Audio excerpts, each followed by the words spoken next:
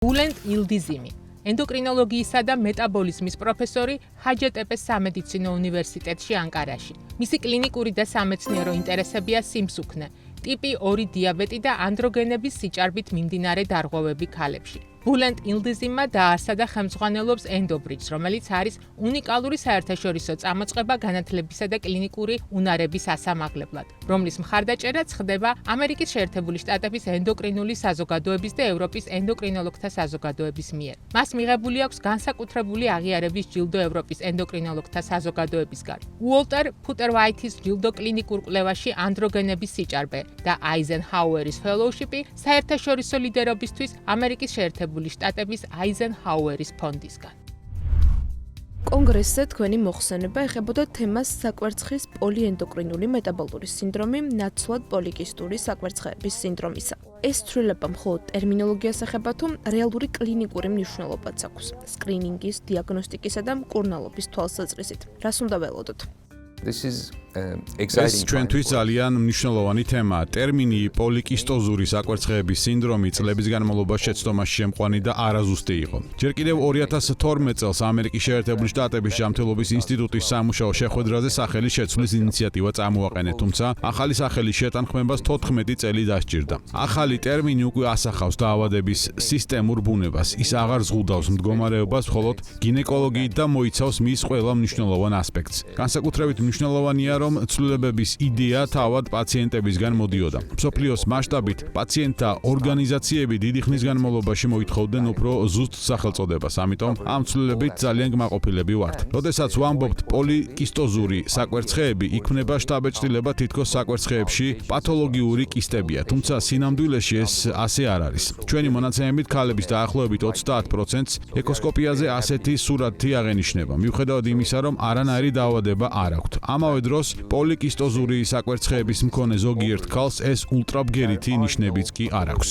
ამიტომ სწორი გადაწყვეტილება იყო სახელიდან ამოგვეღო პოლიკისტოზური და გამოგვეყენებინა ტერმინი, რომელიც უკეთ აღწერს დაავადების არსს. სიტყვა პოლიენდოკრინული ასახავს ჰორმონულ ცვლილებებს, მეტაბოლურ დარღვევებსა და საკვერცხეების ფუნქციის პრობლემებს. ჩვენი როგორც ენდოკრინოლოგების თვალსაზრისით განსაკუთრებით მნიშვნელოვანია, რომ ამ პაციენტებს აქვთ ინსულტ-რეზისტენტულობა, ტიპი 2 დიაბეტის და კარდიომეტაბოლური დაავადებების გაზრდილი რისკი. ამასთან შენარჩუნებულია საკვერცხეების ფუნქციასთან დაკავშირებული პრობლემებიც, არარეგულარული მენსტრუაცია, უნაყოფობა და ორსულობის გართულებების რისკი. ვფიქრობ, ეს გაცილებით მეტია, ვიდრე უბრალოდ სახელის შეცვლა. მომავალში ამას მეტი კვლევა და დაავადების მიმართ უფრო დიდი ინტერესი მოჰყვება. მაგალითად, სახელის ცვლილებიდან რამდენიმე კვირაში პრაღაში გამართული ევროპული კონგრესის შემდეგ ამ თემაზე 660-ზე მეტი მედია პუბლიკაცია გავრცელდა და ჯამში მილიარდზე მეტ ადამიანს მისწვდა ეს ინფორმაცია.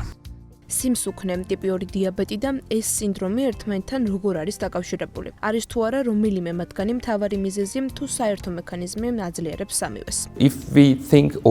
თუ სიმსუქნეს და ტიპი 2 დიაბეტს ტყუპ ძმება წარმოვიდგენთ, მაშინ ეს სინდრომი მათი უმცროსი და იქნება. სამივე ერთმანეთთან მჭიდროდ არის დაკავშირებული. სიმსუქნე ზრდის სინდრომის გავრცელებასა და სიმძიმეს, მაგრამ ამავე დროს თავად სინდრომიც უფრო ხშირია სიმსუქნის მქონე ქალებში. კავშირი ორმხრივია. მნიშვნელოვანია ისიც, რომ გამხდარ ქალებსაც, რომლებსაც ეს სინდრომი აქვთ, ხშირად აღენიშნებათ ინსულტ-რეზისტენტულობა და დიაბეტის მომატებული რისკი. ამიტომ, როდესაც კლინიკაში რომელიმე ამ მდგომარეობასთან გვაქვს საქმე, აუცილებელია დანარჩენებზეც ვიფიქროთ, პაციენტ შესაბამისი კითხვები დაუსვათ და საჭირო კვლევები ჩაუტაროთ.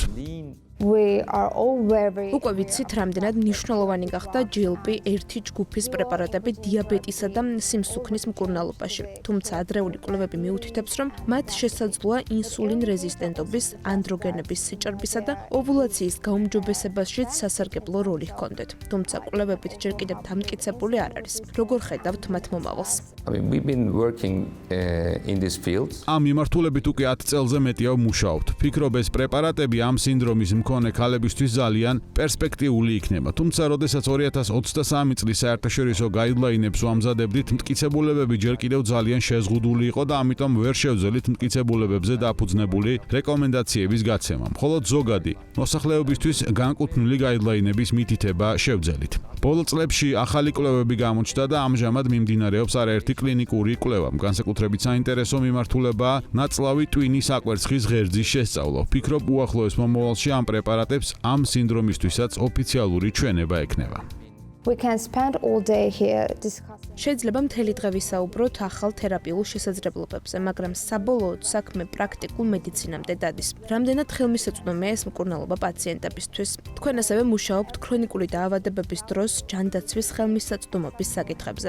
რა არის თქვენი აზრით ამ პრობლემის გადაჭრის ყველაზე პრაქტიკული გზა? In any therapeutic field, როგორც ყველა ახალ თერაპიულ მიმართულებაში, ახალი პრეპარატები თავდაპირველად ძვირია, რადგან მათ შექმნასა და განვითარებაში დიდი ინვესტიცია იდება. დროთა განმავლობაში, როდესაც იმავე ჯგუფის სხვა მედიკამენტები ჩნდება, კონკურენცია იზრდება და მკურნალობა უფრო ხელმისაწვდომი ხდება. თუმცა მხოლოდ პაციენტების ძალისხმევა საკმარისი არ არის. საჭიროა მაღალი ხარისხის სამეცნიერო მონაცემები, რომლებიც დაადასტურებს კონკრეტული მედიკამენტების ეფექტიანობას ამ დაავადების დროს.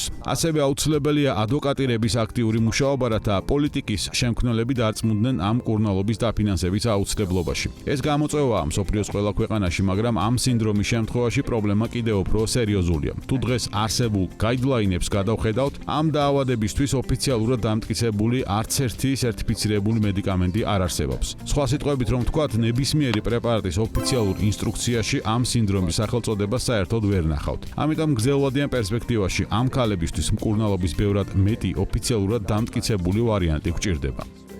Thank you for დიდი მადლობა, ეს იყო ბოლო კითხვა. დიდი მადლობა თქვენ.